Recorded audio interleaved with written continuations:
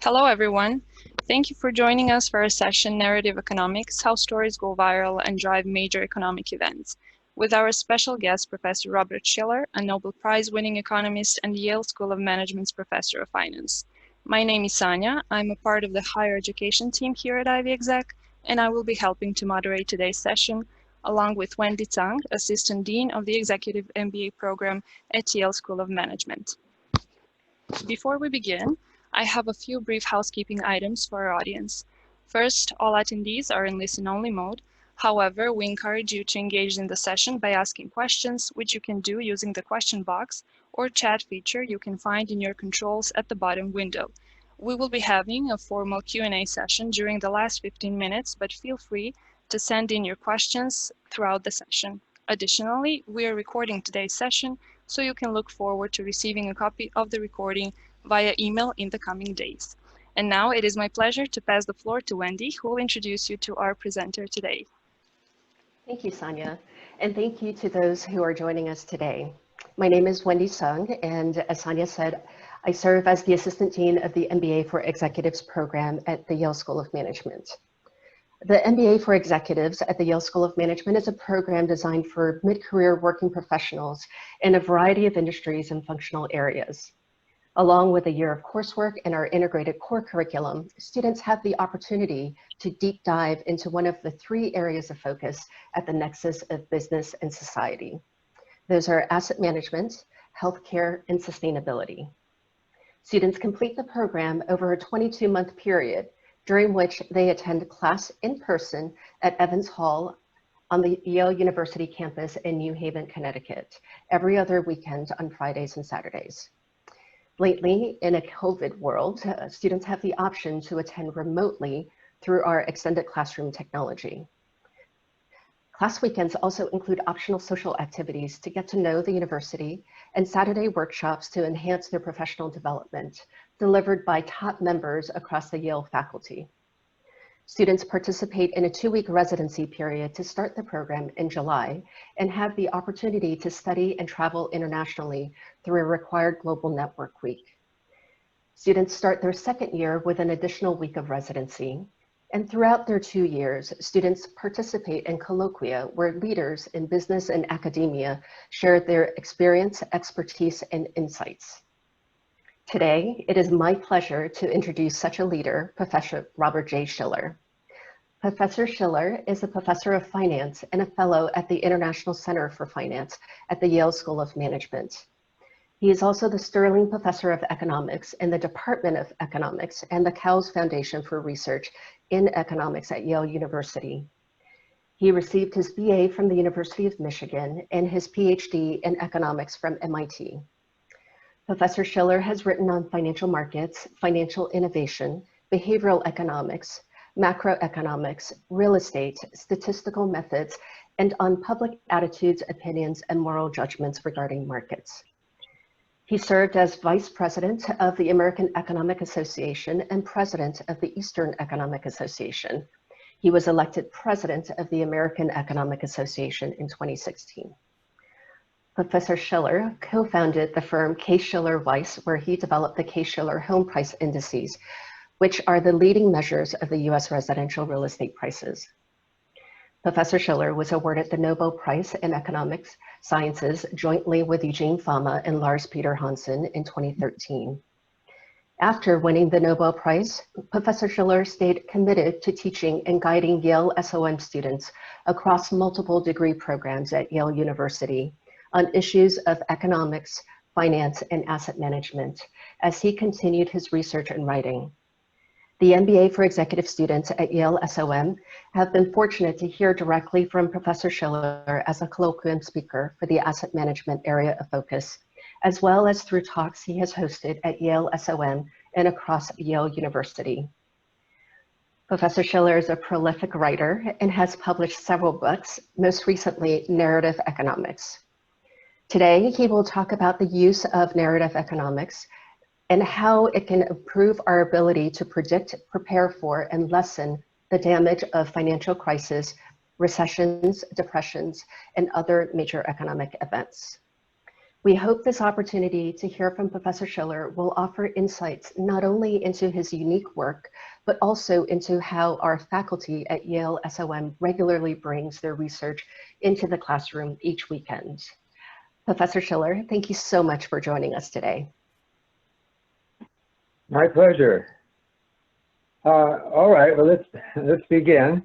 I want to talk about narrative economics, which is a term that I invented to describe a study of popular narratives that change people's thinking, and to make the case that popular narratives among the general public, not professionals, not professional economists, are driving forces. Changing in thinking are driving forces in the economy, which is an unfamiliar idea to most economists.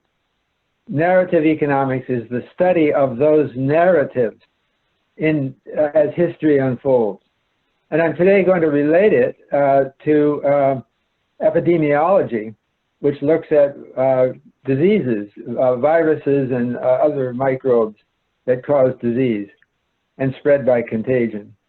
And I'm going to argue that these two fields ought to be more similar than is apparently true now.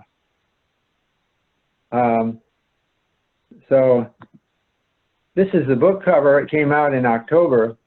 And on the cover, I have the artist put epidemic curves. This curve here is what's called an epidemic curve. And we've been seeing a lot of them lately. In fact, what we're trying to do during this epoch of COVID-19 is to look at how we can flatten the curve. What's the curve? There it is. I published my book just 3 months before the beginning of the biggest pandemic in our lifetimes.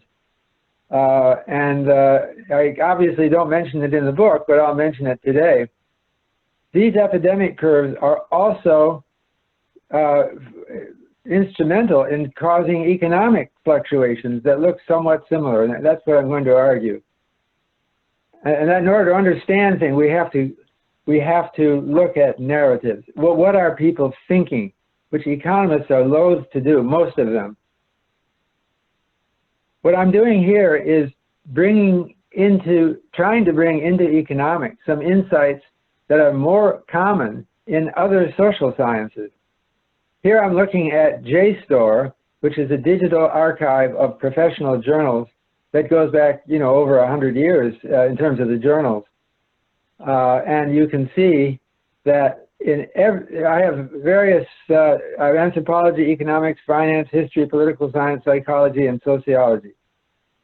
The black bars, like this one, are the percent of articles that mention the word narrative. So in anthropology, about 13% of all articles in those journals says narrative.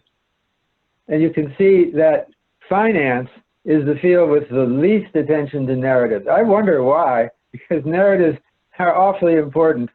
In the newspapers think differently than most academics, I think, the newspaper writers. And economics is the second least. But every one of these fields is showing more attention to narrative. And I think this reflects, the availability of digital text, like what I'm looking at right here, what I'm using right here, digitized journals. With more availability, we have more evidence. And the obvious importance of narratives is starting to dawn on more and more people. This is a trend. I didn't invent the trend.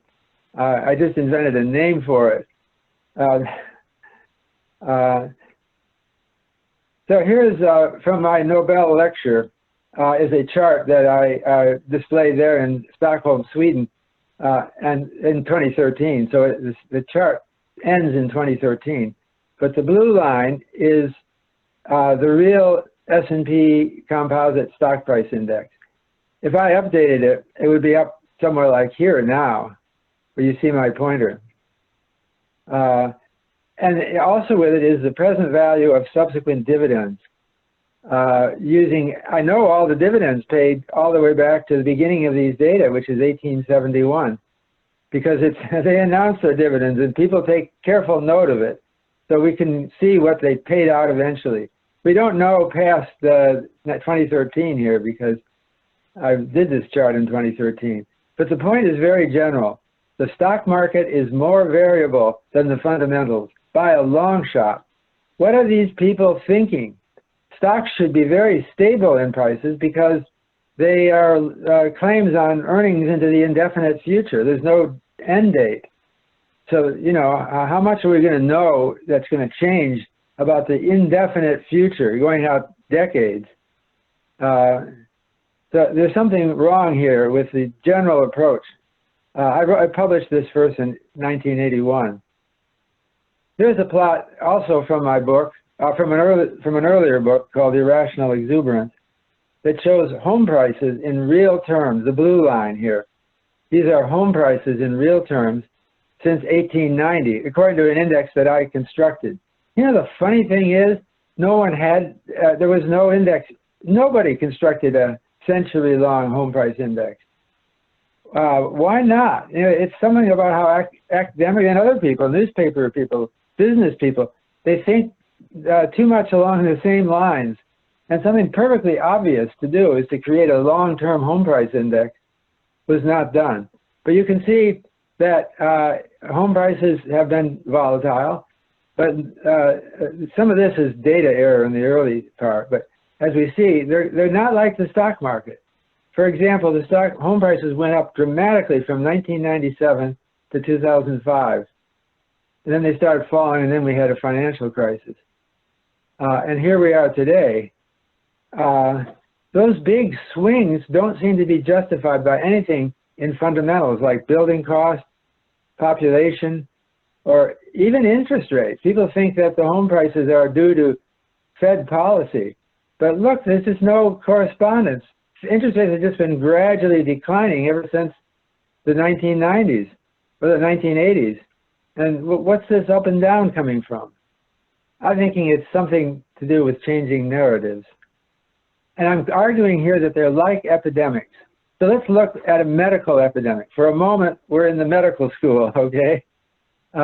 This is an example from the Centers for Disease Control of an outbreak of the Ebola virus in Liberia, in a region which hadn't had an outbreak until then. And you see that the epidemic curve, like shown on the cover of my book, rises for a number of weeks. It started out when they first thought that we have a new outbreak here, when only about a dozen people were infected. And it kept going up irregularly, but going up and forming a hump shape and peaking in week 10 and then declining and just disappearing. That's because there were mitigation efforts in part, and also the fraction susceptible changed and fell. It's kind of hard to go through this in detail, but when it was rising, the contagion rate was higher than the recovery rate. And when it was falling, the recovery rate was higher than the contagion rate, so it just dwindled away and disappeared. It's still there in some communities, and it may have another outbreak. Probably will have another outbreak. So this is similar to the COVID-19 epidemic that we are going through right now. And this is our President, Donald Trump. You recognize everybody there probably. And this is the same epidemic curve with a confidence band around it. So it's becoming part of popular culture. And that's what happens. People start thinking differently. Now it's much more natural to think of epidemics as explanatories of things that happen. Here's the epidemic curve again. It's from the city of New York, and this is from the IMHE at University of Washington. It shows the curve, it's smooth. It would be jagged if they didn't smooth it here. But the curve of daily infections for COVID-19. And it's declining well here. And their projection is for it to continue. This is today, or as of last week. So the model that epidemiologists use, this is medical school stuff or public health school stuff now. This is I'm just showing one simple math model of of epidemics. If we divide the population into three parts: susceptible, who haven't caught the disease, that's S; infected, who are spreading the disease; and R are recovered. This model doesn't have death in it. Nobody dies from this. S plus I plus R equals 100%. And the key equation is right here. The change in infection, number of infectives, is equal to a constant C times the product of susceptibles times infectives. My apology for all the math here. I'm going to get through this quickly. Minus a recovery rate times the number of infected. And so it merely says that the number infected is increasing only if CSI, contagion, is bigger than recovery. And if you plot out a solution to that model, you get something like this. It shows SI and R, and also separately the number of new cases. So the susceptibles always falls if contagion and recovery are constant. C and R are constant, and susceptibles always rises. But they level off. I'm sorry, the recovered always rises. They level off because the disease disappears. So this black line is the number of infected, and the orange line is the number of new cases. They're both hump-shaped. This is the standard pattern for epidemics. I won't get into this math, but the idea is that the key idea is that C over R, the ratio of the contagion to the recovery parameter, determines the shape of the curve and the size of the curve. And you can have both big and small epidemics. And this is I'm getting too mathematical here. I'll stop it right after this slide. But this shows the size of the epidemic, the percent of the population that caught it, as a function of C over R, which is called the basic reproduction number. For COVID-19, there's lots of different estimates of C over R, ranging from 2 to 5 or 6. Depends on the mitigation efforts. But right now we're very low penetration, and we could have a much bigger epidemic. We want to flatten the curve. This is from the President's task force, because it will lower the total number of deaths if you do that. So this is the epidemic curve with no intervention, according to the HME. And this is what happens if this is some time ago that this chart was made. We're already getting pretty close to this number of deaths. We have not a uniform success in flattening the curve. The other thing is that epidemic models, not the one I just showed you, but they show various waves of future epidemics. This is from the Center for Infectious Disease Control at the University of Minnesota. The waves, this is one outcome of a model that might apply today to COVID-19. Peaks and valleys, or there could be one big fall peak and then smaller ripples after that, or there could be a slow burn. These are all questions of epidemiology. So this shows where we are in the world today with COVID-19, and you can see that some of the areas are hump-shaped curve, but they're often the beginning of a hump-shaped curve. The U.S. is the orange line, showed big increases, and then it's like a hump. It started to go down, but then we changed the contagion rate by opening up, and look what's happened. Other countries have had a better success in confining the epidemic, because somehow their efforts for contact tracing and social distancing and mask wearing were more successful.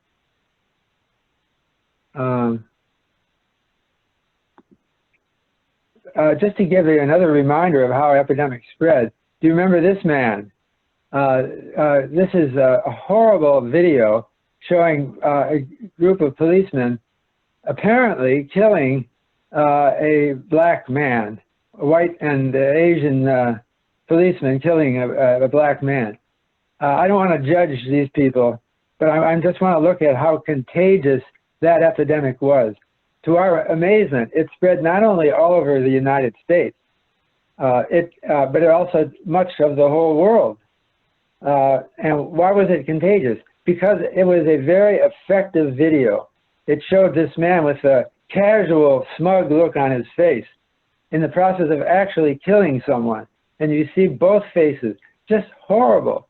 So it became very contagious. And it's leading to social changes and changes in our society, and ultimately economic changes as a result. These are what make economic forecasting so difficult. You have to appraise the contagion of a story. So life is filled with epidemics, even including the way we think. This shows 4 different epidemic models, economic models that were developed some time ago, so I can see pretty much the whole epidemic curve. They're all hump-shaped. They might have subsequent waves, but these 4 don't. They just come and go. And similarly, famous economists, they come and go as well. These are n-grams, Google n-grams, looking at the percentage of n-grams that are represented by this one, this name. So you can see a lot of hump-shaped economists here. Some of them will surprise you. Henry George was the most famous economist in America until around the 1930s, and then declined thereafter. That's life. In reality, most famous people go through these hump-shaped curves and fade away eventually. If it's so important in our thinking, it has to be important in economics. I'm sorry, I went to... So I'm just going to go through a couple of the narratives that I talk about in my book. The basic theme to repeat in my book is that narratives are like diseases, and they can either be quickly contagious, like some diseases are, or very slow to spread. They can be fast or slow, and they can be big or small, depending on the parameters of the model. All the same model, but different speeds. The other thing is that they have many forms, many mutations. That, like influenza, which is an epidemic that's been going for hundreds of years, or longer, I suppose. But they have many different mutations that affect and cause waves to reappear of the epidemic. So these are like diseases. I just list them quickly. Panic versus confidence. That is awareness of the possibility that there might be a financial panic. Has changed through time because there were stories told about them. Frugality versus conspicuous consumption. The gold standard versus bimetallism. Labor-saving machines replacing jobs. Automation and artificial intelligence replacing jobs. Real estate booms and busts. Stock market bubbles. Boycotts, profiteers, and, quote, evil business. And finally, the wage price spiral and, quote, evil labor unions. Another thing I should mention is that narratives, popular narratives, tend to have a stark good or evil orientation. Either somebody is a good guy. It's like when I talk to my grandchildren, they ask me, watching a movie, is that a good guy or a bad guy? That's Manichaean thinking that comes natural to young children, and it persists throughout our lives. So we have to paint somebody as evil, and we get in a habit of thought that changes through time, and associated with those habits of thought are economic theories that affect how people behave. So let me just start with confidence here. The idea that confidence is important for the economy has not always been with us. I may say it must have been with somebody who was especially ahead of his or her time to think about these things, but they weren't common. So here I'm using Google Ngrams again, which counts the number of mentions in books written in each of these years. for various concepts. One of these concepts is financial panic. That's the blue line. So the blue line, there's almost no talk of financial panics. Even when there was a financial panic in 1837, there was one in 1825. We call it a financial panic. I found in 1825, there were exactly 4 newspaper articles that used the term. It wasn't common back then. In the panic of 1837, it started to get stronger. Here's the panic of 1857.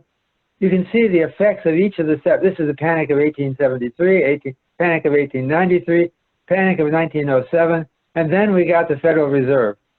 And this term kind of fades away. But you see, they didn't want to, people become careful of their word choice. They don't want to say everyone's panicking. In the Great Depression, they were more careful. That's the panic of 1933. But other kinds of, but a financial panic is a special kind of panic.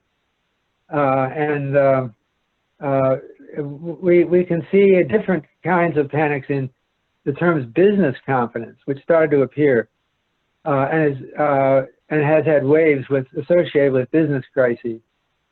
But the really new one is consumer confidence. That wasn't really mentioned until around 1920. And then it soared. Now it's fallen off again. I can't explain all these movements. But they're all hump-shaped, sort of, with different time intervals. So I think what happened starting in the early 19th century is we became much more aware of how other people's confidence is going, and thinking that if everyone else is panicking, I got to get out too.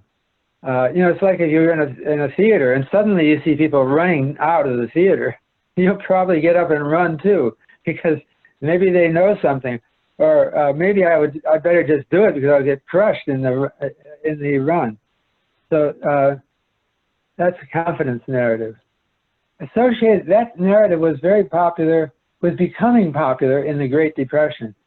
But the Great Depression is itself a story. This is the I'm sorry, it's around here.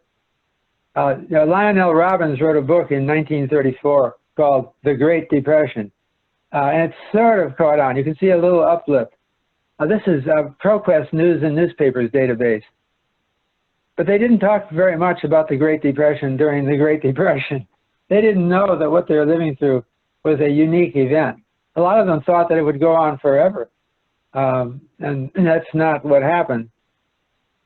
But the funny thing about this story is it continued to grow in both books and newspapers. This is from my book, this chart. My data for books stopped in 2008 then, but since then I can tell you it's gone up since. I haven't updated this chart. But look what happened in 2008. There was a huge comeback for this virus of Great Depression stories, because people thought we were in the Great Depression again. It was huge and brief.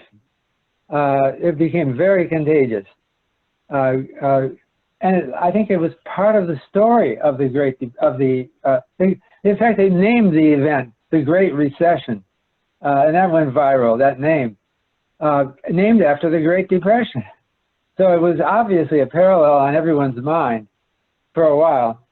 I'm hearing Great Depression coming up again a little bit now.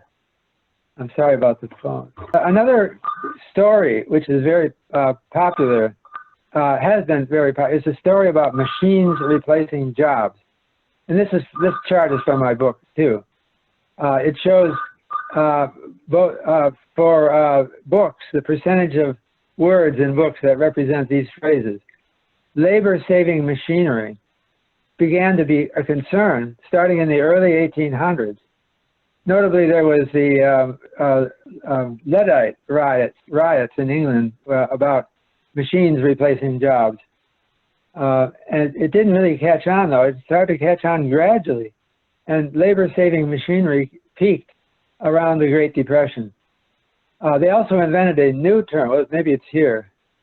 Also, they invented a new term, technological unemployment, which shot up during the Great Depression. And then gradually declined after that. I think this was another narrative which made the Great Depression as important as it was.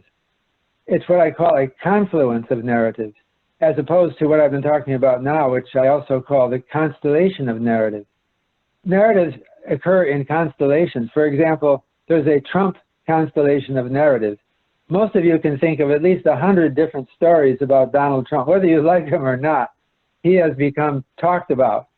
But here we're talking about a confluence of narratives they're not related to each other, but they just happen to occur together. Both a narrative about confidence. The Great Depression was widely thought to have been caused by a loss of confidence.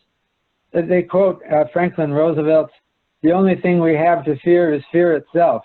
That's confidence that was invoked to explain the Great Depression. But the other thing was, there was labor-saving machinery that were coming in the Great, and it was a time when there was a lot of public perception that robots are taking over our jobs. The word robot was coined in 1920 in a Czech play, and it spread over the whole world. Most languages of the world have the word robot now, which they didn't have until after 1920. So it was a powerful narrative. I'm trying to capture it by looking at mentions of a certain phrase in books, which is an imperfect way of capturing it. But I think that people didn't spend in the Great Depression, partly because they thought everyone else is losing confidence, I better get out. Partly because they thought that they're going to lose their job anyway, and they're going to lose it permanently because some robot is going to come replace them. So for example, in the early 1930s, dial telephones came in, replacing. It used to be when you made a phone call, you just pick up the receiver. It wouldn't ring like, you pick up the receiver and you talk to an operator. There's no dial, and you have to ask the operator to connect you on a switchboard. But now in the 1930s, they had dial telephones. You didn't have to talk to an operator. But you know what they call that? That's a robot, because it's doing what these usually women were doing and losing them their jobs. Now they're unemployed. So there was, some people boycotted dial telephones. They said, I'm not going to use those things because they are ruining our lives, and it's going to be permanent. The operators will never come back. So that was the scare in the Great Depression. Another thing that is associated with this is machines, is that unemployment may be involuntary. That is, that unemployment can't be cured by any government policy because human labor is obsolete, or because of something else. Maybe there's some obscure theorem in economics that explains how more and more unemployment will be involuntary, that you can't find a job. But before that, they didn't really, well, first of all, it's interesting, they didn't even coin the term unemployment until around 1890. There was no word for unemployment. They said idleness, but idleness sounds different, right? It sounds lazy or judgmental when someone is idle. You can see they would occasionally mention, going way back to 1800, involuntary idleness. But it was around the 1890s or early 1900s, the concept took off, and there became much more sympathy for the unemployed. That's involuntary unemployment. And it's associated with, I think, technological unemployment, but also with some sense that the capitalist system isn't working right. That the 1930s, which is right around here, the peak of the epidemic for involuntary unemployment, was the age of American communism. It's when the Communist Party in the United States flourished the most. And that had something to do with a perception that was widespread that unemployment is going to get worse and worse, and we have to figure out something radically different. Later, the word technological unemployment got more names. I mentioned robot. There's also automation, which came really, the term automation came in very abruptly in the 1950s. And the 1957-58 recession which is maybe somewhere around here, was called the automation recession. People were really fearing that their jobs would be replaced now by an IBM computer. And then robot has been growing ever since. The newest thing is artificial intelligence, which hasn't caught on really big yet. I think it may be coming. This might be the beginning of an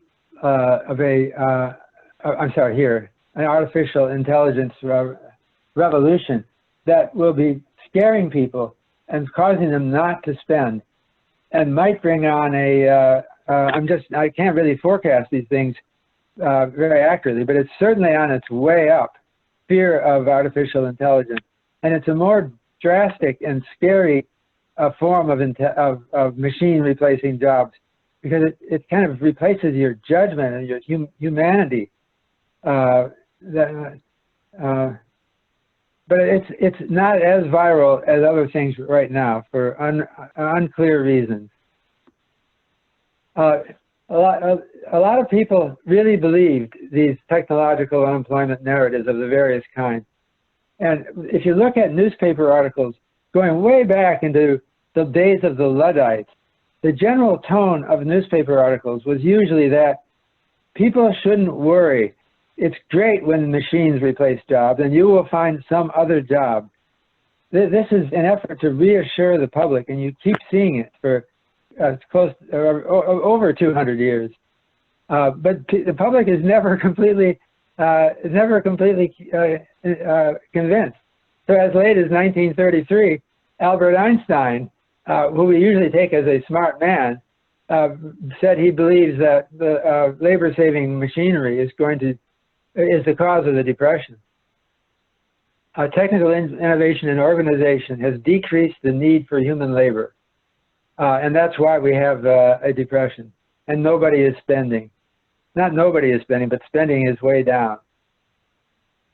So this is my last slide. I just wanted to say that I think that if the narrative economics becomes more important, as I expect, in academic research and business research, it won't be because of my book. It's something that is a trend that we already are observing.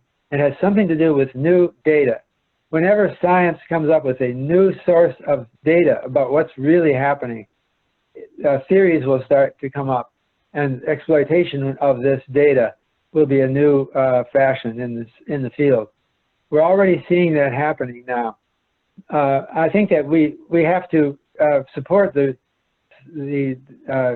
discovery of new data. Often I think we need something more focused on how people are thinking than is available now in digitized text, like focus groups. In marketing theorists look at, as a research technique, assembling a group of people and asking a leader who's skilled at doing focus groups to try to lead the group in a conversation about what they really think, not to educate them at all, to listen to them and find out how they think, and then somehow find a way of describing this through time, so that in the future we can better understand the narratives that drive economic variations. And I think that I would like to see this start now. Once we don't have optimized data. Looking at newspaper articles as evidence of what people are thinking is useful, but it's limited, because newspaper articles, they're not as completely candid. There's always been some political correctness in them, or not wanting to excite or scare people, and not to air stories at all that don't have a factual basis. We're seeing more evidence coming in now with social media, and though I think that we can make it more systematic. So I think that's where I'll stop, and I think we can move on to see if there are any questions. Thank you so much, Professor Schiller. leveraging that last point that you made, we have a question from Balaji about this, and you talked about this in your presentation a little bit. Can you talk a little bit more about how social media has impacted the spread of narratives? Yeah, well, the interesting thing is narratives are part of human society. I think going back tens of thousands of years, not just because we talk, and we must be aware of other people's talk. We have a theory of mind that's unique to the human species, where we think about what other people are thinking. We have a model of other people's thinking. And there have been advances in marketing at various times. Marketing is central to this. And the marketing department at Yale, I've talked to people about this. Also the journalism department, which is not as part of our School of Management. The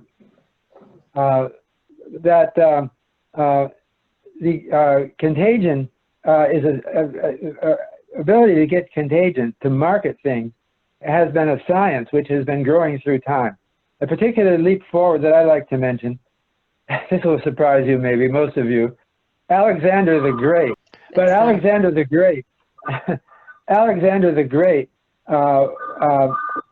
pioneered a couple of things. One was putting his picture on coins of the realm. So that everybody knew, and there was a good likeness of him. So everybody, well, it was kind of a stylized likeness of him. So there was a mental image of him with a passionate look on his face. Also, sculptures. He commissioned warehouse producers to manufacture, mass-produce busts of him. All right, that was more than 2,000 years ago, and that was a marketing genius. As a result, we still talk about Alexander the Great today. But his epidemic that he started hasn't disappeared. He was supposed to be an inspired genius, a very stable genius back then, 2,000 years ago, more than 2,004 years ago. But then there was a big change when they invented the movable type printing press in the 1400s by Gutenberg. And that brought communications up to a new level. And by some accounts, it's responsible for the Protestant Revolution, for religious wars, because a lot of things were religious tracts that were published in those days. And then it sped up again when they invented newspapers in the early 1600s. They invented the telephone. It became widespread in the 1920s. All these things have, I can see effects of them, but the most recent is the internet, of course, and the social media, which change our society in ways that are very interesting. I don't think that the total number of narratives on our mind can change very much, because there's limitations in our brains of how many things we can be actively thinking about. But it does change the transmission. One important thing is it allows you to contact like-minded people like never before, and maybe fool yourself into thinking that you've got it right, because everybody is saying this. I think there should be many PhD dissertations written on this question, and I haven't done that yet. But it's an interesting question. I have another question from Raghav, who asked about how do you incorporate policy environments like the credit policy for home purchases that might account for home purchases interest and then link to home prices. So a much more technical question about. Yeah, so that is a good question. The problem is that it's hard for us to be broad enough to bring these two together. We have to understand not only the effects of the policy, such as monetary policy, but also the effects of narratives on monetary policy. I think that part of what actually drove the expansionary monetary policy in 2009 around the world, there was unusual coordination of monetary policy among central banks of the world. What was driving that was a much more than any mathematical model of economists. was the Great Depression narrative. And you know that it was on their mind because they mentioned it. And presidents and prime ministers mentioned the Great Depression in 2009 as a justification for taking unusual steps. And so there were a lot of, I was just reading First Responders by, it just came out by Bernanke and two Treasury secretaries that discussed all the things they thought of doing that were all experiments. You don't know what quantitative easing will do to the U.S. economy. You don't know what all of these facilities will do. It's an intuitive guess. Fortunately, Ben Bernanke at that time was a student of history, and that expertise in human stories convinced him that we wanted to take rapid action against any bank failures. And so they bailed out banks quickly in order to prevent people from worrying. They didn't want people to worry because it could then emerge as like a wildfire by contagion. So he had good instincts because of his knowledge of history. So this is along the similar lines. Kevin asked, how do governments or companies exploit the idea of narrative economics? Can they effectively create narratives to drive outcomes that they want? Yeah, well, of course, I would invite you to come to the marketing department at the School of Management, because there has been scientific marketing has been something that really became a well-developed field by the 1920s. And scientific marketing is being used. In fact, we have to remember that it's being used. Politicians will assemble focus groups, and they'll get consultants who will tell them what people are thinking and avoiding unpleasant terms. So for example, George W. Bush in his 2004 election was using the word privatize Social Security. And so the marketing people experimented with it in focus groups, and they found out that somehow it doesn't feel right. The government is privatizing. What does that mean? It sounds, I don't know what, I can't explain it, but people don't react well to it. So they expunged that from his back vocabulary and substituted another phrase called ownership society, which may have won the election for him. That's marketing. You know, I have to say that marketing has kind of a uneven reputation because it seems to be a study of how to manipulate people. But on the other hand, I think it's a worthy study because it's a fact of life. People respond to stories, and marketing people know that. That's why every ad you see on TV is some kind of story, a skit by people that put human interest into it and make it into a story.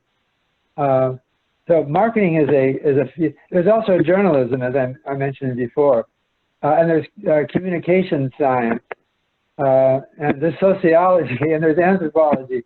There's a lot of people who can comment on it.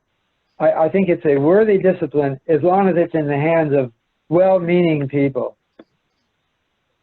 Thank you for that. In this broad time of pandemic, we see that stock markets continue to rise.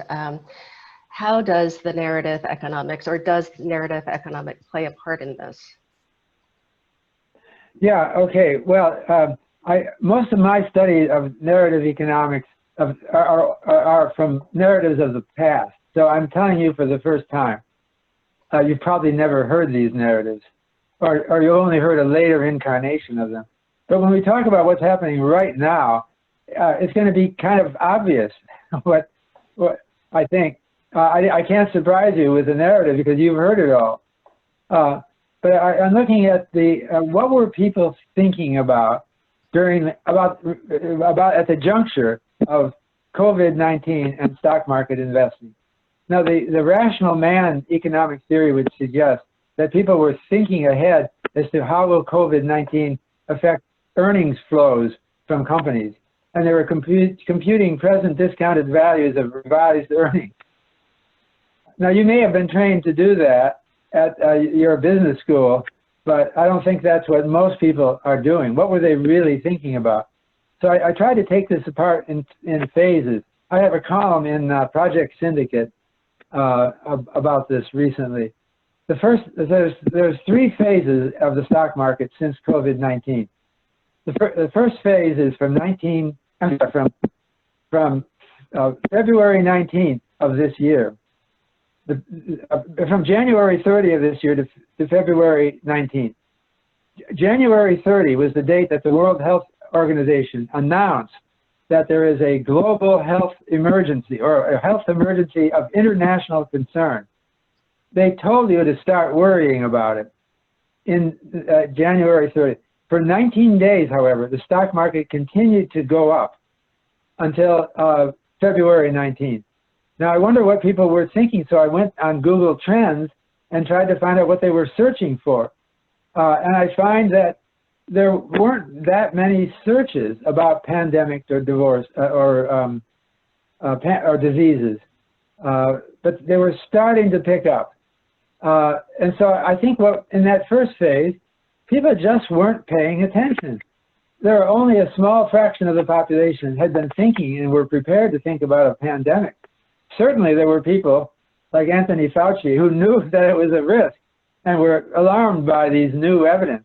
But most people just didn't get around to it yet. They hadn't had anyone tell them about it, and it wasn't yet a subject of conversation. So the same forces that pushed the stock market up on a huge boom since 2012 were still operating. But then starting February 19th, it started to turn. And I'm looking, and the market dropped, I think it was about 34% in real terms between February 19th and March 23. That was a huge drop in the stock market. So I looked what was happening then, and I see stories about suffering, and there's a couple of stories that I mentioned that were widely cited. One of them is about suffering in China because of the lockdown. The one that really impressed me was they were eating ragworms. That's all they could find to eat in Wuhan.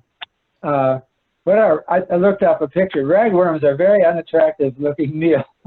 I guess you can eat them if you really force yourself. The other thing in that period was the story about Italy. And now it was exploding in Italy. And that they overwhelmed the hospitals. And the hospital people had to make decisions, life or death decisions, decide not to treat someone because probably he'll die anyway, and let's just move on to someone that we can hope to save. That was an awful thought. So the market fell until March 23rd.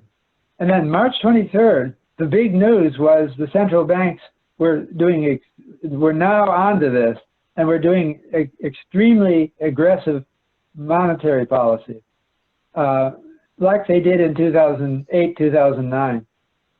This brought back stories of the V-shaped recovery that we had after 2009.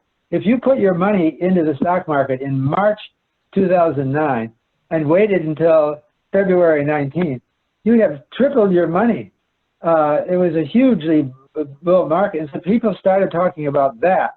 And then it developed a fear of missing out. People thought that the market was coming back like it did the last time. They remember the last time. They don't remember as clearly other times. So the last time has exaggerated importance in their minds. And we're still in the phase of recovery from and fear of missing out. And we have news every day is coming in that is affected, like this new news about hydroxychloroquine as a cure. A Yale School of Public Health expert, Professor Risha, is being quoted widely for saying it works. I don't know, no one can judge the truth of these stories, but you know they're going viral, and that's where we are. So that's my list of the stories. There's other stories. Well, of course, the Black Lives Matter movement is interacting with us too. Economists don't like to describe such things, though, because it seems too speculative and too far out of their field, and they just don't want to do it. I think it will change, though, and we're on a path toward changing. Thank you. We've got just a minute left with questions, and maybe we can close on this last question. Several people have asked about how do narrative contagions spread? You've talked about the confidence level, impact of social media. If someone were to create a narrative, what drives others to really adopt it, especially when there's no obvious return in doing so? Yeah, I've been getting this kind of question, and it's important. When I was at the World Economic Forum, I got this question on a panel. And people are worried that the European Union is falling apart because it doesn't have a narrative.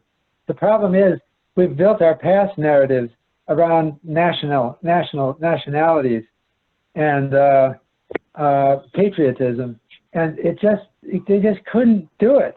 What's the story of the European Union? It's kind of not very people with interesting thoughts. Another thing is that it's very hard to be formulaic about what gets a good narrative going. I think some people, like Donald Trump, for example, has an eye for it or an ear for it.